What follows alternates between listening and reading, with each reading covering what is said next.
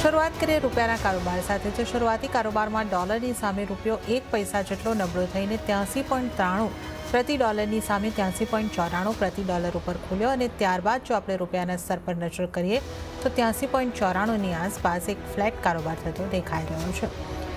Dollar index અહીં આગળથી જોઈ લઈએ. સતત આપણે 100ની આસપાસ અહીં આગળથી ડોલર ઇન્ડેક્સને જોઈ શકીએ છીએ તો 100.75 ઉપર અહીં આગળથી ડોલર ઇન્ડેક્સ એટલે કે ડોલરની કિંમતો 13 મહિનાના સૌથી નીચલા સ્તરોની પાસે પણ પહોંચી અને ક્રૂડમાં દબાણને કારણે પણ રૂપિયાને એક સપોર્ટ મળતો દેખાઈ શકે છે. વધુ ચર્ચા કરીશું ટ્રેડબોલ સિક્યોરિટીઝના ભાવિક પટેલની સાથે. ભાવિકજી, આપનું સ્વાગત છે CNBC બજાર પર.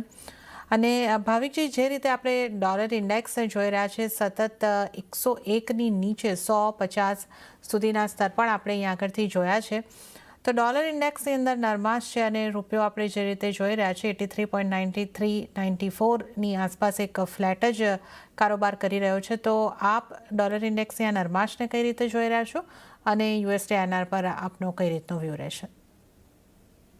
ગુડ મોર્નિંગ જન્નાજી. ડોલર ઇન્ડેક્સમાં આપણે જે અત્યારના ફોલ છે એ પ્રિડિક્ટેબલ છે, કારણ કે માર્કેટ સૌ કોઈ જાણે છે કે હવે સપ્ટેમ્બરમાં રેટ કટ આવવાનું છે. યુઝ્યુઅલી માર્કેટ આગળ એન્ટિસિપેટ કરે છે, એટલે જ્યારે પણ રેટ કટ આવે છે ત્યારે ડોલર જે છે એની વેલ્યુ જે છે ઓછી થાય છે, ટ્રેઝરી યીલ્ડની પણ વેલ્યુ ઓછી થાય છે. એટલે ડોલર એ જ એન્ટિસિપેશનમાં કે આગળ જતા રેટ કટ થાય છે એટલે સતત ઘટી રહ્યો છે. બટ રૂપિયો આપણે જોઈએ તો ડોલર ડિસ્પાઇટ ઘટી રહ્યો છે, રૂપિયો આપણે જોઈએ તો વીક જ નથી થઈ રહ્યો. ઇનફેક્ટ રૂપિયો મજબૂત નથી થઈ રહ્યો, રૂપિયો કોન્સ્ટન્ટલી વીક થઈ રહ્યો છે અને અત્યારના આપણે આમ જોઈએ તો 84ની આસપાસ એટલે ઓલ ટાઈમ લોની આસપાસ જ ટ્રેડ કરી રહ્યો છે. આઈ થિંક ક્લિયરલી RBI જે છે અત્યારના જે રીતે ડોલર વીક થઈ રહ્યો છે તો રિઝર્વ જે છે એ થોડુંક વધારી રહ્યું છે અને આઈ થિંક સ્પોટ માર્કેટમાં થોડુંક ડોલર બાય કરી રહ્યું છે. અને જ્યાંથી યુઝ્યુઅલી આપણે જોઈએ છે કે સ્પેક્યુલેટિવ પોઝિશન હમણાં હવે કાઢી છે ટ્રેડિંગ માટેની, એટલે રૂપિયો એકદમ સ્થિર થઈ ચૂક્યો છે. બટ અત્યારના જે રીતે ડોલરમાં વીકનેસ છે એ રીતે મને નથી લાગતું કે રૂપિયામાં કોઈ તેજી આવે. અને હવે ડોલર પણ થોડુંક આઈ થિંક ઓવરસોલ્ડ થયું છે, તો મને લાગે છે કે શોર્ટ ટર્મમાં ડોલર ઇન્ડેક્સમાં થોડુંક બાઉન્સ બેક જરૂરથી આવી શકે છે, જેના લીધે રૂપિયો ઓર નબળો થઈ શકે છે. તો આઈ થિંક રૂપિયો જ્યાં સુધી 83.50 નીચે નથી જતો હજી મને નથી લાગતું કોઈ મેજર સ્ટ્રેન્થ રૂપિયામાં જોવા મળે. હજી પણ જે વીકનેસ છે યથાવત રહી શકે છે. તો ડોલર 83.92ની આસપાસ બાય કરી શકાય છે 84.05 ટાર્ગેટથી, અને 83.85નો સ્ટોપ લોસ રાખી શકાય છે. ઓકે, તો USD INR માટે બાય કરીને ચાલવાની સલાહ આગળથી બનતી દેખાઈ રહી છે. અને ડોલર ઇન્ડેક્સની આપણે જે વાત કરી, એક બાઉન્સ બેક હવે આપણને થોડો દેખાઈ શકે છે, જે આટલું દબાણ બન્યું છે ત્યારબાદ તો એ પણ અહીં આગળથી આપને માટે સલાહ બનતી દેખાઈ રહી છે. તો 83.92 USD INRની જો આપણે વાત કરીએ તો અહીંયાથી તમે ખરીદી તરફ રહી શકો છો. તો આ એક વ્યૂ અહીં આગળથી બની રહ્યો છે. તો હવે આપણે વાત કરી લઈએ સોનાની. તો ગઈકાલે સોનામાં રેકોર્ડ સ્તરની પાસે ક્લોઝિંગ જોવા મળ્યું, જો કે ત્યારબાદ થોડી નફા વસૂલી દેખાઈ રહી, જ્યાં સ્થાનિક બજારમાં કિંમતો 72,000ની નીચે આવી પણ કોમેક્સ ઉપર 2500ના સ્તર જે છે આજે પણ જળવાતા દેખાઈ રહ્યા છે. એની આસપાસ કામકાજ ઉલ્લેખનીય છે કે 6 મહિનામાં સોનાની કિંમતો 22% કરતાં વધારે વધી છે. ભાવિકજી, સોનાને તમે કઈ રીતે જોઈ રહ્યા છો? કોમેક્સ ઉપર નવા રેકોર્ડ સ્તરના ક્લોઝિંગ આપણે ગઈકાલે જોયા, લગભગ 2550ની ઉપર આપણે સોનું પહોંચતું જોયું, પણ MCX ઉપર 72,000ને ટચ થાય છે, ત્યાંથી થોડું પ્રેશર આવી જાય છે. કઈ રીતે તમે હવે અહીંયા આગળથી જોઈ રહ્યા છો સોનાની ચાલને, અને આગળ સોના ઉપર આપની કઈ રીતની સલાહ રહેશે? આઈ થિંક શોર્ટ ટર્મમાં મે બી હવે થોડુંક કોન્સોલિડેશન ને કરેક્શન આવી શકે છે, કારણ કે માર્કેટને આપણે જે તમે કીધું કે $22 22%નું જે આપણે ઉછાળો જોયો હતો એ પ્યોરલી બે ફેક્ટરમાં જ હતો. એમાંથી સૌથી મોટો ફેક્ટર એ હતો કે જે માર્કેટના ખબર પડી ગઈ છે. ઇનફેક્ટ ફેડ ચેરમેને પણ કહી દીધું છે કે હવે મોનેટરી પોલિસી છે એ ચેન્જ કરવાના છે, ઇઝ કરવાના છે, એટલે રેટ કટ આવવાની છે. એટલે એ એન્ટિસિપેશનમાં. અને સેકન્ડ આપણે જોયું કે જે યુક્રેને પહેલી વાર રશિયામાં ચડાઈ કરી એના લીધે જીઓ પોલિટિકલ કન્સર્ન થોડું વધ્યું છે. સેફ હેવન બાઇંગના લીધે આપણે સોનામાં તેજી જોવા મળી. પણ હવે અહીંયાથી સપ્ટેમ્બર સુધીમાં કોઈ એવો કોઈ મેજર ડેટા કે કોઈ પોઝિટિવ ટ્રિગર નથી કે ગોલ્ડને આગળ લઈ શકે. આઈ થિંક જો 50 બેઝિસ પોઈન્ટ રેટ કટ આવે છે તો મને લાગે છે કે એક ફાઉન્ડેશન મળશે સોના માટે તેજી થવા માટે. અધરવાઇઝ મને લાગે છે કે 25 બેઝિસ પોઈન્ટનું કદાચ રેટ કટ આવી શકે છે, અને ઓલરેડી માર્કેટમાં ફેક્ટર ઇન થઈ ચૂક્યું છે. ઇનફેક્ટ આપણે સ્પેક્યુલેટિવ પોઝિશન્સ પણ જોઈએ, જે હેજ ફંડની પોઝિશન છે, તો નિયરલી જે નેટ લેન્થ છે એ 1,93,305 કોન્ટ્રાક્ટ છે, જે માર્ચ 2020 પછી સૌથી હાઈએસ્ટ છે અને માર્ચ 2020માં આટલી તેજી એટલે આવી હતી કારણ કે ફેડે ઇમરજન્સી રેટ કટ કરી હતી કોવિડ વખતેનો. તો ક્લિયરલી મને લાગે છે કે અત્યારના જે ટ્રેડ જે લોંગ ટ્રેડ છે ઓવરક્રાઉડેડ છે, અહીંયાથી થોડુંક નફા વસૂલી પણ આવી શકે છે. અને આ વર્ષમાં આપણે જોયું છે કે જ્યારે પણ ઇન્ટરનેશનલ માર્કેટમાં સોનું એ નવો હાઈ બનાવ્યો છે એના પછી 5-6% કરેક્શન જોવા મળ્યું છે. આઈ થિંક એ કરેક્શન જરૂરથી ડ્યુ છે અને આજના દિવસમાં પણ જોઈએ તો મને લાગે છે કે ડોલરમાં સ્લાઇટ રિકવરી આવી શકે છે, જેના લીધે સોનું ચાંદી બેઉમાં થોડીક પ્રોફિટ બુકિંગ આવી શકે છે. મીડિયમ ટર્મ હજી પણ મને તેજી લાગે છે, પણ આઈ થિંક 1 થી 2 દિવસનો ગાળો જો જોઈએ તો મને લાગે છે કે અહીંથી નવી લોંગ પોઝિશન થોડી એવોઇડ કરવી જોઈએ. અને ઇન્ટ્રાડેમાં આજે જો એગ્રેસિવ ટ્રેડર્સ હોય તો આઈ થિંક શોર્ટ કરીને ચાલવાની સલાહ રહેશે. 72,000ના સ્ટોપ લોસથી અને નીચે ટાર્ગેટ રાખી શકાય 71,700નો. ઓકે, તો ઇન્ટ્રાડે માટે સોનામાં જે સરાબંધી દેખાઈ રહી છે તમારે અત્યારે શોર્ટ તરફ રહેવાનું છે, તો 72,000ની આસપાસનો સ્ટોપલોસ તમારે રાખવાનો છે અને 71,700ના ટાર્ગેટ તમને ઇન્ટ્રાડેમાં સોનાની અંદર બનતા દેખાઈ શકે છે. તો ઇન્ટ્રાડે માટે સોનામાં વેચીને કારોબાર કરવાની સલાહ અહીંયા આગળથી બનતી દેખાઈ રહી છે. ચાંદીની પણ વાત કરી લઈએ તો ચાંદીમાં પણ ઉપલા સ્તરેથી નરમાશ રહી છે અને અહીંયા વૈશ્વિક બજારમાં આશરે 0.5% જેવું દબાણ નોંધાયું છે. સ્થાનિક બજારની પર વાત કરી લઈએ તો અહીંયા આગળ પણ 84,700 સુધીના સ્તર પર કારોબાર થતો દેખાઈ રહ્યો છે. એટલે 1% દબાણ અહીંયા આગળથી આપણને MCX ચાંદી ઉપર અને કોમેક્સ ઉપર પણ જોઈએ તો ત્યાં પણ લગભગ 0.25%ની આસપાસનું દબાણ બનતું દેખાઈ રહ્યું છે. ભાવિકજી, ચાંદીમાં અહીંયા આગળ જે ફોલ આવી રહ્યો છે એ પણ ઝડપી આવી રહ્યો છે. 0.25%ની દબાણ અહીંયા આગળથી બની ગયું. કઈ રીતે હવે તમે ચાંદીને જોઈ રહ્યા છો? આઈ થિંક ચાંદીને આપણે જો સ્પેક્યુલેટિવ લોંગ પોઝિશન જોઈએ તો 1 મહિનાના હાઈ ઉપર જ છે. દેટ મીન્સ કે સોનું આઈ થિંક થોડું વધારે ઓવરબોટ દેખાઈ રહ્યું છે. અને છેલ્લા આપણે 3 દિવસમાં જોઈએ તો જો ગોલ્ડ સિલ્વર રેશિયો તો એ 90 થી 86 થયો. દેટ મીન્સ કે જે 3 દિવસમાં ચાંદી જે છે એ સોના કરતાં વધારે ચાલી છે. એટલે હવે જો કરેક્શન થશે તો ચાંદી સોનું કરતાં વધારે કરેક્શન થઈ શકે છે. અને હાલ અત્યારના મોર્નિંગ સેશનમાં એ જ દેખાઈ રહ્યું છે કે સોનાની સામે કમ્પેરેટિવલી ચાંદી જોઈએ તો થોડુંક વધારે કરેક્શન જોવા મળી રહ્યું છે. મને લાગે છે કે આજના દિવસમાં આઈ થિંક સોનું ચાંદી બેઉ થોડુંક વીક રહેશે. તો ચાંદી પણ યસ ઇન્ટ્રાડે જો ટ્રેડ લેવું હોય તો સ્ટ્રેલ જ રાખવો પડશે. બટ મીડિયમ ટર્મ અને લોંગ ટર્મમાં હજી પણ મને તેજી દેખાઈ રહી છે, કારણ કે જ્યારે પણ ફેડ રેટ કટ કરવાની છે એના પછી આગળ જતા જે ઇકોનોમી છે એ થોડીક એક્સપાન્ડ થશે અને એક્સપાન્ડ થશે ત્યારે સોના કરતાં ચાંદી જે છે એ વધારે આઉટપરફોર્મ થશે. બટ ઇન્ટ્રાડેની 1 થી 2 દિવસમાં મને લાગે છે કે ડોલરમાં થોડીક રિકવરી આવી શકે છે અને સોનું ને ચાંદી બેઉમાં થોડું પ્રોફિટ બુકિંગ આવી શકે છે. તો ચાંદીમાં પણ જો આજે ઉછાળો મળે છે અરાઉન્ડ 85,100ની આસપાસ, તો શોર્ટ કરી શકાય છે 84,000ના ટાર્ગેટથી અને ઇન્ટ્રાડે સ્ટોપ લોસ રાખી શકાય 85,500નો. ઓકે, તો ચાંદીમાં પણ ઇન્ટ્રાડે માટે ઉછાળે વેચીને કારોબાર કરવાનો રહેશે. તો 85,100ની આસપાસ ચાંદીમાં વેચો. 84,000 સુધીના નીચેની તરફ ટાર્ગેટ બનતા દેખાઈ શકે છે અને 85,500નો સ્ટોપ લોસ રાખવાનો રહેશે. તો સોના ચાંદી બંનેમાં ઇન્ટ્રાડે માટે વેચીને કારોબાર કરવાની સલાહ અને મીડિયમ ટર્મ આઉટલુક જો તમે રાખતા હોય તો અહીંયા આગળથી પોઝિટિવ બની રહ્યો છે. તો આપણે સોના ચાંદીની વાત કરી. તો આ સાથે જ હાલ સમય થઈ રહ્યો છે એક બ્રેક લેવાનો. લેશું બ્રેક અને બ્રેક બાદ આપણે અન્ય કોમોડિટીઝની ચર્ચા સાથે ભાવિક પટેલ સાથે આ શોમાં આગળ વધીશું.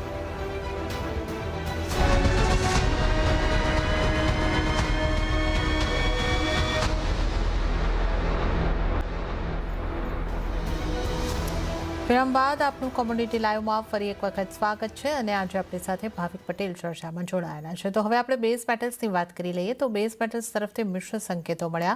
શરૂઆતી કારોબારમાં MCX ઉપર સપ્ટેમ્બર વાયદામાં એલ્યુમિનિયમ સહિત તમામ મેટલ્સમાં આશરે 0.5%નું દબાણ રહ્યું છે, પણ વૈશ્વિક બજારમાં ફ્લેટ ટુ પોઝિટિવ ઝોનમાં કારોબાર થઈ રહ્યો છે. તો ભાવિકજી, આપણે જે રીતે જોઈ રહ્યા છે જ્યારે અહીંયા આગળથી આપણે મેટલ્સની અંદર રિકવરીનો કારોબાર થોડો થતા જોઈએ છે, પછી ફરી પાછું ત્યાંથી એક દબાણ બનતું દેખાય છે. પ્રોફિટ બુકિંગ જેવી સ્થિતિ છે. આ કઈ રીતે તમે જોઈ રહ્યા છો? અત્યારે જે કોપરની અંદર સ્થિતિ બની રહી છે, કોપર તેમજ અન્ય મેટલની પણ વાત કરી લઈએ તો દબાણમાં કારોબાર કઈ રીતની આપની મેટલ પર સલાહ રહેશે? આઈ થિંક અગેન જે વ્યૂ મારો બુલિયન્સમાં તો મને લાગે છે કે એ જ બેઝ મેટલ્સમાં પણ થશે કે જે હજી પણ મીડિયમ ટર્મ લોંગ ટર્મ થોડુંક પોઝિટિવ છે. બટ શોર્ટ ટર્મ જોઈએ છે આજે કાલે જોઈએ છે મને લાગે છે થોડુંક પ્રોફિટ બુકિંગ આવી શકે છે. કોપરની વાત કરીએ તો કોપર આપણે ટેકનિકલી જોઈએ તો 818 ઉપર એક બ્રેકઆઉટ છે, બટ છેલ્લા 1-2 દિવસથી આપણે જોઈ રહ્યા છીએ કે 818-820ની આસપાસ જે રેઝિસ્ટન્સ છે ત્યાંથી ફરી જાય છે અને મને લાગે છે કે જો ડોલરમાં થોડીક રિકવરી આવશે તો ફરી બેઝ મેટલ્સમાં પ્રોફિટ બુકિંગ જોઈ શકે છે. અને આપણે શોર્ટ ટર્મમાં જોયું છે કે ઓલરેડી બેઝ મેટલ્સમાં ખાસી એવી રિકવરી જોવા મળી છે. તો હવે અહીંયાથી કોઈ વેલ્યુ પે થઈ નથી રહ્યો.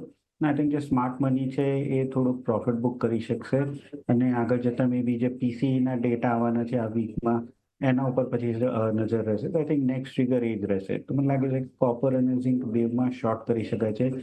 ઝિંક ઓલ્ટો ફંડામેન્ટલ થોડુંક સ્ટ્રોંગ દેખાય છે કારણ કે ઝિંકના જે ચાઇનાના જે ઝિંક પ્રોડ્યુસર્સ જે છે એ લોકોનું પ્રોફિટ માર્જિન બહુ ઓછું થઈ ગયું છે એટલે એ લોકો વોલેન્ટરીલી અત્યારના સ્મેલ્ટર્સ જે છે ક્લોઝ કરે છે.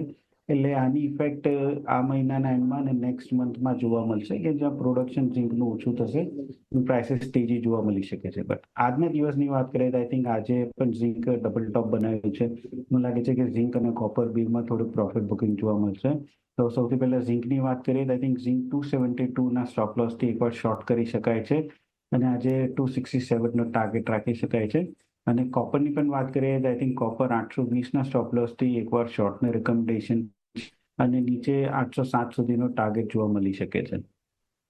ઓકે, તો મેટલ્સમાંથી બે સલાહ અહીંયા કરતી બનતી દેખાઈ રહી છે. ઝિંક અને કોપરમાં સેલ તરફ રહેવાની સલાહ બની રહી છે. ઝિંકમાં 267 સુધીના ટાર્ગેટ તમને બનતા દેખાઈ શકે છે. 272નો સ્ટોપ લોસ રાખો અને કોપરમાં 807ના ટાર્ગેટ અને 820નો સ્ટોપ લોસ રાખીને વેચીને ચાલવાની સલાહ મેટલ્સમાંથી બનતી દેખાઈ રહી છે.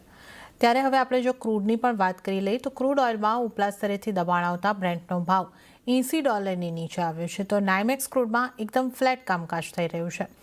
હવે અહીંયા લિબ્યાથી ઉત્પાદન ફરી શરૂ થવાની આશાએ કિંમતોની ઉપર દબાણ બનતું દેખાઈ રહ્યું છે. MCXની ઉપર આપણે જો વાત કરી લઈએ તો 6349 ઉપર કારોબાર થતા દેખાઈ રહ્યું છે. ભાવિકજી, ક્રૂડમાં પણ આપણે જે રીતે જોયું છે લગભગ 6000થી લઈને 6400-6500ની વચ્ચે જ એક ક્રૂડમાં ઉપર નીચે થયા કરે છે. પણ પાછલા એક વીકની અંદર આપણે જે રીતે જોયું કે $80 સુધી બ્રેન્ટ પહોંચ્યું હતું ત્યાંથી એક દબાણ આવતું દેખાયું છે.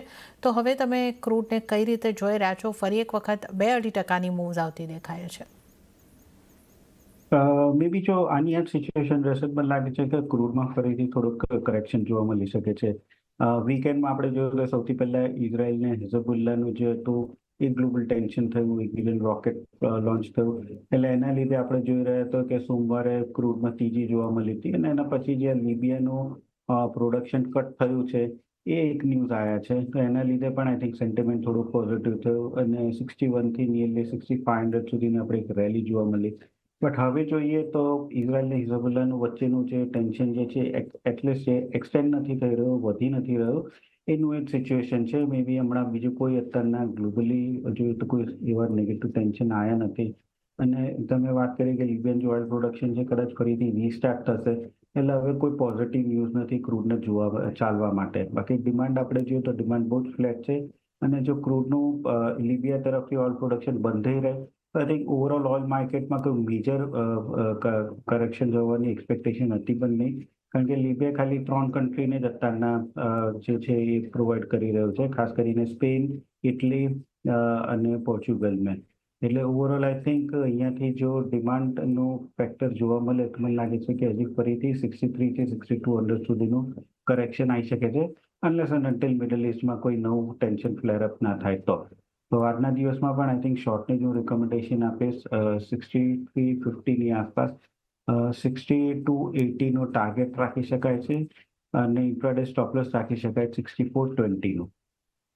ઓકે, તો સેલ તરફ ક્રૂડમાં પણ રહેવાની સલાહ બનતી દેખાઈ રહી છે. 6280ના ટાર્ગેટ, 6420નો સ્ટોપ લોસ રાખવાનો રહેશે. તો ક્રૂડમાં પણ અત્યારે સપોર્ટિવ ફેક્ટર્સ નથી, વહેંચીને ચાલવાની સલાહ.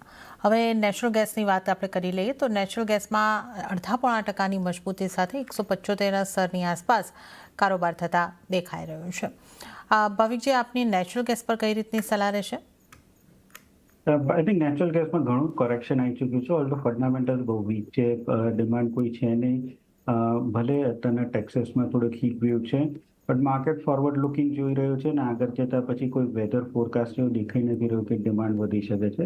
અને આપણે સપ્લાય જોઈએ તો સપ્લાય ઓલરેડી સારું છે. યુરોપમાં તો નિયરલી વિન્ટર પહેલાં અત્યારના 90% સુધીનું ઇન્વેન્ટરી થઈ ગઈ છે એટલે ત્યાં તરફથી પણ કોઈ ડિમાન્ડ આવવાની અત્યારે દેખાઈ નથી રહ્યો. અને વચ્ચે જે યુરોપમાં આપણે માર્કેટમાં નેચરલ ગેસનો પ્રાઇસ ઉછાળો જોવા મળ્યો તો એ એટલે તો કે યુક્રેને જે રશિયામાં ઇન્વેડ થયું હતું તો ત્યાંથી નજીક જ એક રશિયનની ઓઇલ ફિલ્ડ હતી કે જે થોડું ઘણું નેચરલ ગેસ છે એ સપ્લાય કરી રહ્યું છે યુરોપને, બટ એ પણ હવે ડિસ્ટર્બ નથી થયું એટલે પ્રાઇસીસ ત્યાં પણ ઘટી ગયા છે. તો મને કોઈ મેજર તેજી નથી દેખાતી, બટ ઓલરેડી આપણે સારું એવું કરેક્શન જોવા મળ્યું છે. તો અહીંયાથી હું શોર્ટની રિકમેન્ડેશન નહીં આપું, આઈ થિંક એવોઇડ કરીશ. બટ એગ્રેસિવ ટ્રેડર્સ છે એ લોકો ઇન્ટ્રાડે બાય જરૂરથી કરી શકે છે 172ના સ્ટોપ લોસથી, અને ઉપરનો ટાર્ગેટ પણ સીમિત રહેશે 179નો. ઓકે, તો માત્ર એગ્રેસિવ ટ્રેડર અહીં આગળથી બાય કરીને ચાલી શકે છે 179ને માટે, અને જો આપ એગ્રેસિવ નથી તો અવોઇડ કરીને ચાલો. તો નેચરલ ગેસની અંદર આજને માટે આ સલાહ બનતી દેખાઈ રહી છે. હવે આગળ વધીએ અને એગ્રી કોમોડિટીઝ ઉપર નજર કરી લઈએ તો એગ્રી કોમોડિટીઝમાં મસાલા પેકમાં હળદરનું દબાણ આજે પણ આગળ વધતું આપણને દેખાઈ રહ્યું છે, અને હળદરમાં આજે આપણે જોઈએ તો ફરી એક વખત 5.5%ની આસપાસનું પ્રેશર આપણને બનતું દેખાઈ રહ્યું છે. તો હળદર 12,870 13,000ના નીચે આપણને સરકતી દેખાઈ રહી છે જો આપણે ઓક્ટોબર કોન્ટ્રાક્ટની આગળથી વાત કરીએ તો. ધાણામાં પણ થોડું દબાણ, જીરામાં આપણે ફ્લેટ કારોબાર થતા જોઈ શકીએ છીએ. કઈ રીતે ભાવિકજી તમે જોઈ રહ્યા છો, ખાસ કરીને હળદરની નરમાશ આગળ વધતી દેખાઈ રહી છે, કયા કારણો અહીંયા આગળ આપને જવાબદાર લાગી રહ્યા છે, અને મસાલા પેકમાંથી કઈ રીતે આપના સલાહ રહેશે? હળદરમાં ખાસ કરીને આઈ થિંક ડિમાન્ડ જરાય નથી. અત્યારના જે મંડીમાં માલ એ આવી રહ્યો છે ઓછો જ આવી રહ્યો છે, કારણ કે આ પ્રાઇસ ઉપર કોઈ ખેડૂત એમનો માલ વેચવા નથી રહ્યા. પણ જે આવી રહ્યો છે એની પણ ડિમાન્ડ આપણે જોઈએ તો નથી. એક્સપોર્ટ ડિમાન્ડ અત્યારે જોઈએ તો બહુ જ ઓછી થઈ ગઈ છે. સૌથી પહેલા જે બાંગ્લાદેશમાં અનરેસ્ટ થયું એટલે ત્યાંથી એક ફટકો પડ્યો એક્સપોર્ટ ડિમાન્ડની, અને અત્યારના જે મિડલ ઇસ્ટમાં છે એ પણ એક્સપોર્ટ ડિમાન્ડ નથી. જે એન્ટિસિપેશન હતું કે હવે જેમ જેમ નજીક આવશે જે આપણે દિવાળીને ફેસ્ટિવલ સિઝન, તો લોકલ ડિમાન્ડ જે છે એ વધી શકે છે. પણ અત્યારના લોકલ ડિમાન્ડ બહુ ઓછી છે, એક્સપોર્ટ ડિમાન્ડ ઓછી થઈ ગઈ છે. અને જે આ વખતે માલ આવવાનો છે ફેબ્રુઆરી માર્ચમાં એ પણ એક્સપેક્ટેડ છે કે સારો આવી શકે છે. પ્લસ અત્યારના જે સ્ટેન્ડિંગ ક્રોપમાં જે હાલનો વરસાદ જોવા મળ્યો છે એ બહુ સારો છે સ્ટેન્ડિંગ ક્રોપ માટે, એટલે yield જે છે એ પણ વધી શકે છે. એટલે આ બધા નેગેટિવ ફેક્ટર્સના લીધે આપણે સતત વેચવાની જોવા મળી રહી છે. બટ અહીંયાથી હજી પણ મને લાગે છે કે હવે એવોઇડ કરવું જોઈએ શોર્ટનું, કારણ કે પ્રાઇસીસ બહુ જ ઘટી ગઈ છે. આઈ થિંક ફિઝિકલ માર્કેટ કરતાં પેનિક ફ્યુચર માર્કેટમાં વધારે દેખાઈ રહ્યું છે. તો હું અહીંયાથી એવોઇડ કરવાની જે સલાહ આપીશ, 1 થી 2 દિવસ જુઓ, એકવાર માર્કેટ થોડુંક સ્ટેબલ થાય છે, પ્રાઇસીસ સ્ટેબલ થાય છે, પછી લોંગ પોઝિશન. બાકી હળદરમાં અત્યારના કમ્પ્લીટલી એવોઇડ કરવાની મારી સલાહ છે. તો હળદરને કમ્પ્લીટલી અવોઇડ કરીને ચાલો. બીજા મસાલા ઉપર કઈ રીતની આપની રણનીતિ રહેશે? આ ઉપરાંત ગુવાર પેકમાં પણ આપણે એક નાની રેન્જમાં કારોબાર જોઈ રહ્યા છે, થોડી પોઝિટિવિટી, તો કઈ રીતે ત્યાં પણ આપની સલાહ રહેશે? બીજામાં આઈ થિંક ધનિયું થોડો હવે સારું દેખાઈ રહ્યું છે, કારણ કે ધનિયામાં આપણે જોયું કે ખાસું એવું કરેક્શન જોવા મળ્યું હતું. ઓલ્ધો ફંડામેન્ટલ હજી પણ વીક છે, પણ પ્રાઇસીસ ઘણી જ ઓવરસોલ્ડમાં છે. એટલે અહીંયાથી એક્સપેક્ટ કરી રહ્યો છું કે એટલીસ્ટ બાઉન્સ બેક છે જે 7,050 સુધી આવી શકે છે. પોતાના 6900ની આસપાસ ચાલે છે, તો 7,050ના ટાર્ગેટ માટે 1 થી 2 દિવસ બાય કરી શકાય છે, અને 6850નો સ્ટોપ લોસ રાખી શકાય છે. અને ગુવાર પેકની વાત કરીએ તો આઈ થિંક ગુવાર સીડ ને ગુવાર ગમ બેવમાં મને નથી લાગતું કે કોઈ મોટી તેજી આવી શકે છે. હા, ઓલરેડી આપણે જો કે 5150થી જે 5600ની રેન્જ છે એમાં જ મને લાગે છે કે નેક્સ્ટ વીક પણ નેક્સ્ટ મંથ સુધી પણ આ જ રેન્જમાં ટ્રેડ કરી શકે છે. પણ કારણ કે હવે એ સપોર્ટની નજીક આવી ચૂક્યું છે, તો અહીંયાથી હવે એક્સપેક્ટેડ છે કે 5350 5360 સુધીનું લેવલ જોવા મળી શકે છે. તો કરંટ માર્કેટ પ્રાઇસથી જ ગુવા સીડ બાયની રિકમેન્ડેશન છે 5360ના ટાર્ગેટથી, અને 5170નો સ્ટોપ લોસ રાખી શકાય છે. અને ગમની વાત કરીએ તો ગમમાં પણ અત્યારના કોઈ એક્સપોર્ટ ડિમાન્ડ છે નહીં, એટલે મેજર તેજી નથી દેખાઈ રહી. બટ પ્રાઇસીસ કરેક્ટ થઈ રહ્યા છે, એટલે ટેકનિકલ બાઉન્સ જોવા મળી શકે છે. આ બહુ મોટું જાય એવું લાગી નથી રહ્યું. 10,600 સુધી જ મેક્સિમમ જઈ શકે છે. તો કરંટ માર્કેટ પ્રાઇસથી 10,600ના ટાર્ગેટથી બાય કરી શકાય છે, અને સ્ટોપ લોસ રાખી શકાય 10,150નો. ઓકે, તો ગુવાર સીડ, ગુવાર ગમની અંદર ખરીદારી તરફ રહેવાની સલાહ અહીં આગળથી બનતી દેખાઈ રહી છે. તો આપણે આગળથી ગુવાર પેકની પણ વાત કરી, જ્યાં તમે જણાવેલા સ્ટોપ લોસ અને ટાર્ગેટને ધ્યાને રાખીને ખરીદારી તરફ રહી શકો છો. વાત હવે જો આપણે કોકૂડની કરી લઈએ. કોકૂડમાં આજે આપણને થોડું દબાણ બનતું દેખાઈ રહ્યું છે, પણ 3500 સુધીના લેવલ્સ કોકૂડની અંદર આવ્યા છે. તો એક સારી મજબૂતી બાદ આને થોડું પ્રોફિટ બુકિંગ ગણવું જોઈએ, કે કઈ રીતે આપ જોઈ રહ્યા છો?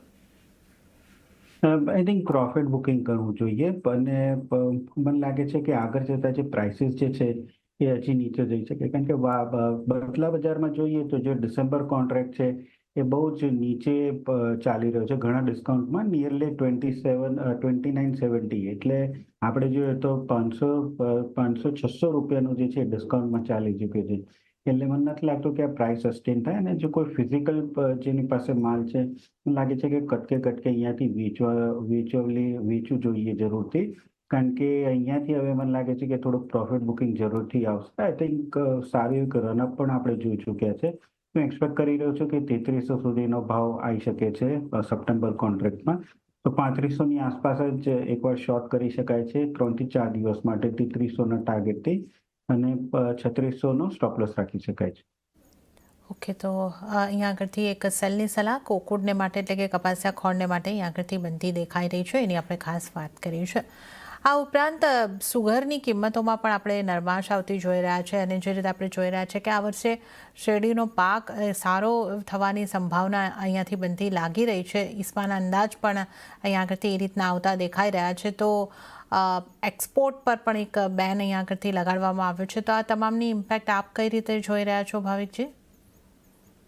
અને મેં પહેલા કીધું કે શુગર જે છે ઘણી રેગ્યુલેટેડ છે અને એટલીસ્ટ જે ફેસ્ટિવલ સિઝન આવવાની છે તો સરકાર નહીં એનો ભાવ ઊંચો લાવવા દે અને કાં તો એક્સપોર્ટનું જેમ તમે કીધું એમ રિસ્ટ્રિક્શન લાવશે અધરવાઇઝ કંઈ ને કંઈ કદાચ ઇમ્પોર્ટે કરી શકે બટ ઇમ્પોર્ટ તો મને નથી લાગતું અને એક્સપોર્ટનું જે ડિસિઝન લાયા છે અને એના પછી મને લાગે છે કે આ વખતે તમે કીધું કે શુગરકેનનો જે પાક જે છે એ પણ સારો છે તો આઈ થિંક જે પ્રાઇસીસ જે છે એ સ્ટેબલ રહેશે મે બી અહીંયાથી 1 થી 2% કરેક્ટ થશે બટ વધારે કરેક્શન આવે એવું પણ મને નથી દેખાઈ રહ્યું અને ભાવ વધશે પણ નહીં તો આઈ થિંક અત્યારના અહીંયાથી જે ભાવ છે એ જ સ્ટેડી રહેશે એટલીસ્ટ 2 થી 3 મહિના સુધીનું.